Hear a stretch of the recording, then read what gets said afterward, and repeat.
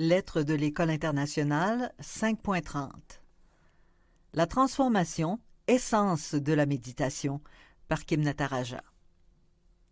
L'un des liens majeurs que l'on puisse faire entre l'enseignement des pères et mères du désert, le nuage de l'inconnaissance, Maître Eckhart et John Main, est l'accent porté au renoncement aux pensées et aux images égocentriques, afin de parvenir à accéder à notre véritable nature en Christ.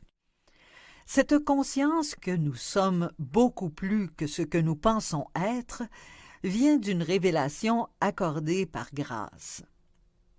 Maître Eckhart appela cette prise de conscience la naissance du Christ dans l'âme.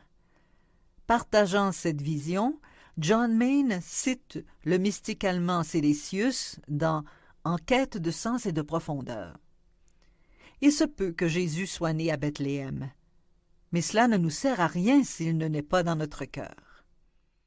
C'est là tout l'objet de la méditation chrétienne. Nos cœurs doivent se préparer pour lui. Nous devons abandonner tout le reste afin qu'il y ait de la place pour lui dans notre cœur. C'est notre tâche.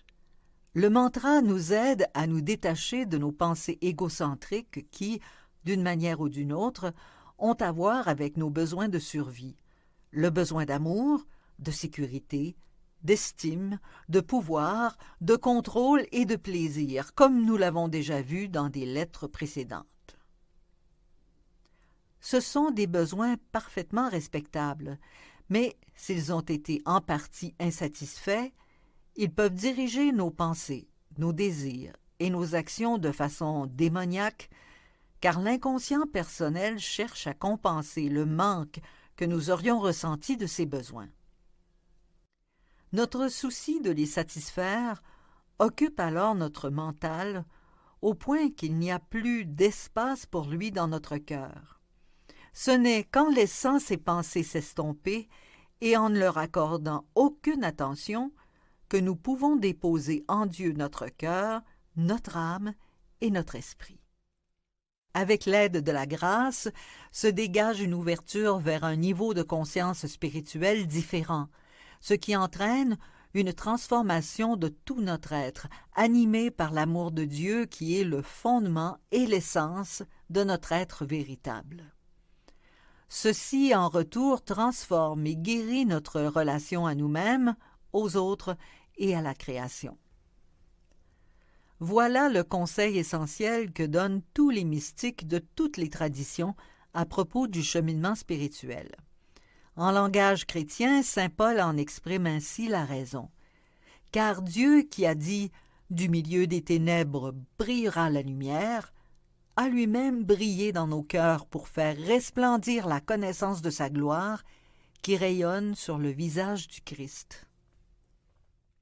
Pour John Main et pour tous ceux de notre communauté mondiale, la méditation est le moyen de prendre conscience de cette lumière et de cette gloire de Dieu en nous. Il nous enseigne qu'en répétant notre mantra, nous apprenons à prendre du recul, à renoncer à l'égocentrisme. Ainsi, sommes-nous amenés au silence, à l'immobilité, à la simplicité, à l'humilité et à l'expérience réelle de la lumière et la gloire de Dieu en nous. John Main souligne que notre première responsabilité est de devenir pleinement humain, de revenir à notre cœur et de vivre du plus profond de toutes nos capacités. Nous découvrons qu'être relié à notre cœur nous relie au cœur de toutes choses. Les hommes et femmes vraiment spirituels apprennent à vivre en harmonie avec eux-mêmes et avec toute la création. Être bien centré, c'est être en Dieu. Cette relation, cette unicité entre l'humanité, la création et Dieu que John Main souligne ici est aussi le message central du nuage de l'inconnaissance de Maître Eckhart et de tous les mystiques. Dans Un mot dans le silence, John Main rappelle l'importance de comprendre que la conscience de Jésus est en nous. La présence de Jésus en nous, son Esprit Saint, nous appelle à prendre pleinement conscience de ce niveau de notre être.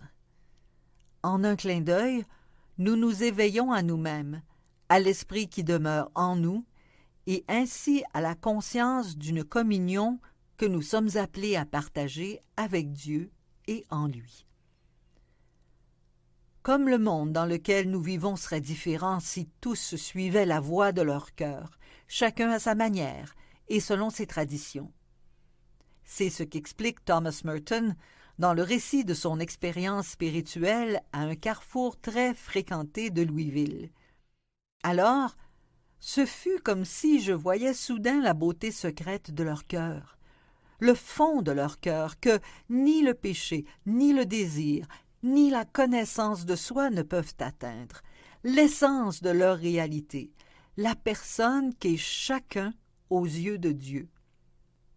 Si seulement ils pouvaient se voir tels qu'ils sont réellement, si seulement nous pouvions tout le temps nous voir mutuellement ainsi, il n'y aurait plus de guerre, plus de haine, plus de cruauté, plus de convoitise.